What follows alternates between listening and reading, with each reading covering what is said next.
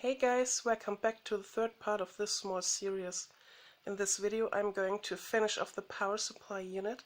The only thing left to do is to install all the heat sinks. The die package needs one, the transistors needs one, they both need one. And originally I planned to install a heatsink for the full bridge rectifier, but I can get one in there. Well, I can get a heatsink in there, but I can't fix it in place.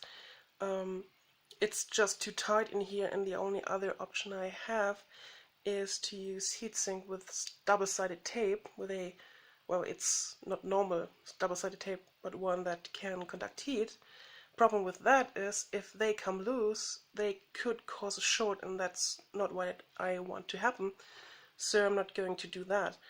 And it's not really necessary. Till now it ran without a heatsink, so no problem there. Before I go ahead and finish off the power supply, I have to tell you guys about a few modifications I made off camera. So for one, I used hot glue on all the nuts for the fan. The reason for that is this sponge material causes the nut and screw always to come loose, and I don't want the nut to fall inside of the power supply and cause a short. Second is I used some hot glue for the 5-pin connector so this nut does not come loose, and I made this big blob of hot glue because the fuse is really close to the screw and also the incoming power line, and I don't want a short to happen to the screw, so that it's safe to touch the power supply on the outside at all time. And now let's prepare the heat sinks. So this heat sink is for the die package, and this one is for the 2 transistors. The die package gets held in place by this small metal piece, and the 2 transistors by this slightly bigger one. I also need 2 screws to screw into this metal piece through the heatsink, which then will apply pressure to the part and hold it in place. I also got a few of these rubber pads, one for the die package and this double one for the transistors.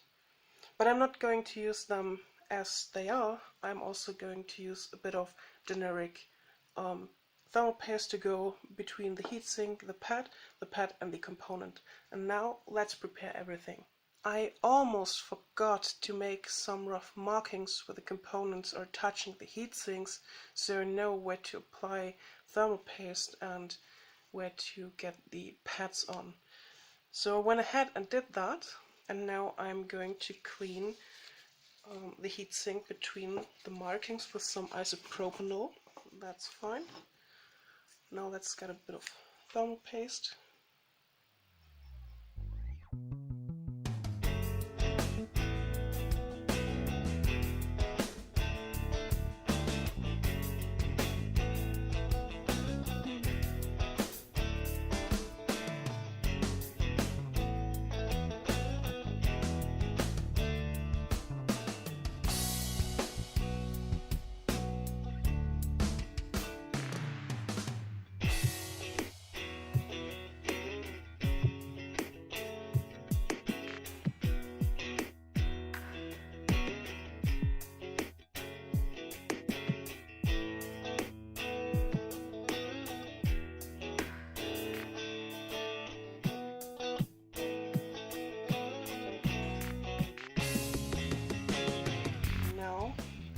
To get the pads on.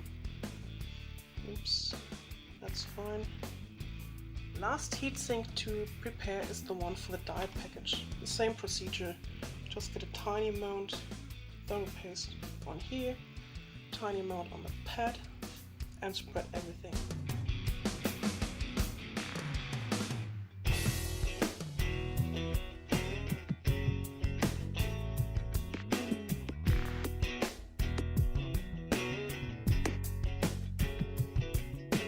Pad onto the heatsink.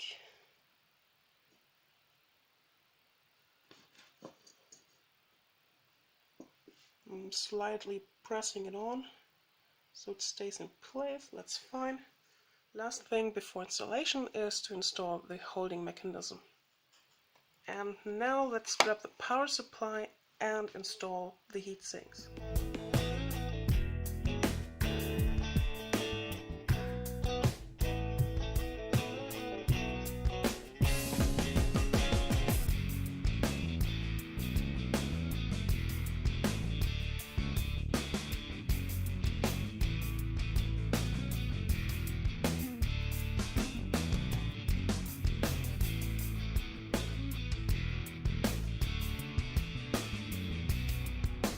So this is the last screw. All the heat sinks are in place. I have to get the 2-pin connector back in, connect the fan and get the cover on, and then we can make a small test. So cover over here, connect the fan,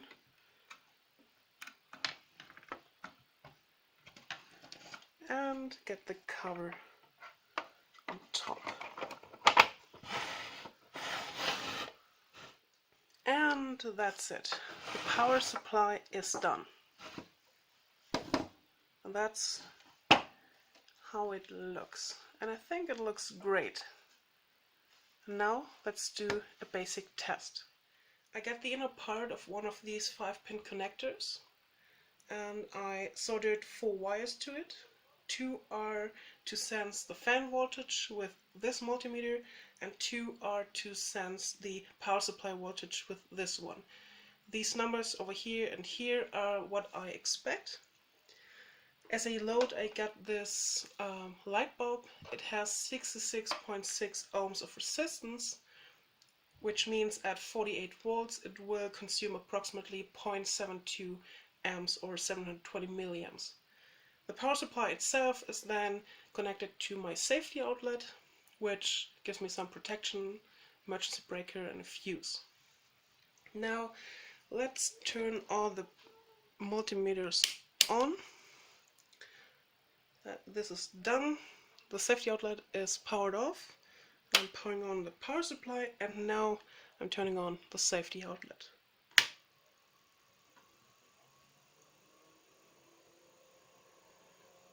So the light bulb is already glowing slightly.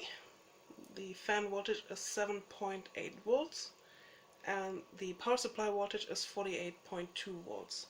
And obviously I connected everything in reverse polarity, which is not a problem.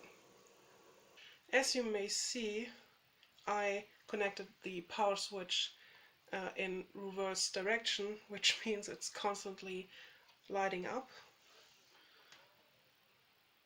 So I might have to change that in the future, but for now that's fine. I don't know why this happened, so it's constant to turn on. I want it to only light up when the power supply is actually running, but that's not a big deal. Now let's disconnect the load and see how it behaves. Okay, lower fan voltage 4.4 volts, still same power supply voltage. Fan is much quieter, much more quiet. It ramps up to get rid of the power and it's down. The supply voltage, there's still a bit left in the capacitors which will dissipate. And now turning it back on, the fan voltage is only by 3.6 volts and the fan is not running at all. That's a bit weird. Let's turn it off, ramps up again, and turn it on. Same.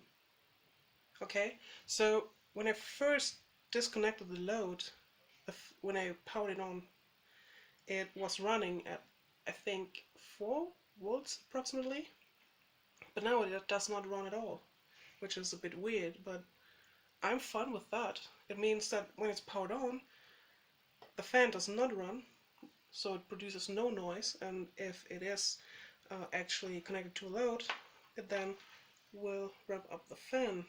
Well, let's see if it does.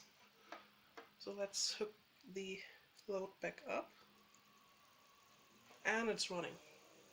The final thing for this video is a quick overview over the finished power supply unit.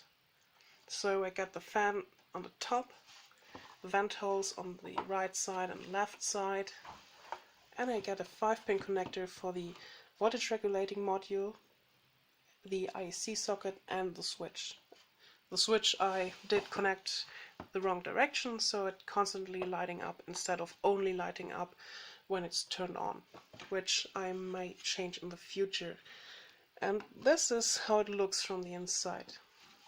And I have to say I'm pretty pleased with the result. I got a big heatsink for the diode package, a big heatsink for the transistors. Everything works as expected, except for the weird behavior of one time turning the power supply back on without load and the fan turns, and then turning it off back on still with no load and the fan does not spin. It's a bit weird, but I'm happy with that. Whenever there was a load applied, it did spin the fan, so no problem there. And the way I plan airflow is pretty simple. I mean, air goes in here and it can't move this direction, so it will move this direction and this direction. So it will hit the diode package, and then all the air moves down here, cool all the components passively, and directly hits the main components that get really hot, the two transistors with their big ass heatsink, and the hot air then go out of the sides. There you have it, guys. The power supply unit is done. I'm happy with the result, and next thing to do is to build the power regulating module, but for that you have to wait till next week. For now, thanks for watching and see you next time. Bye!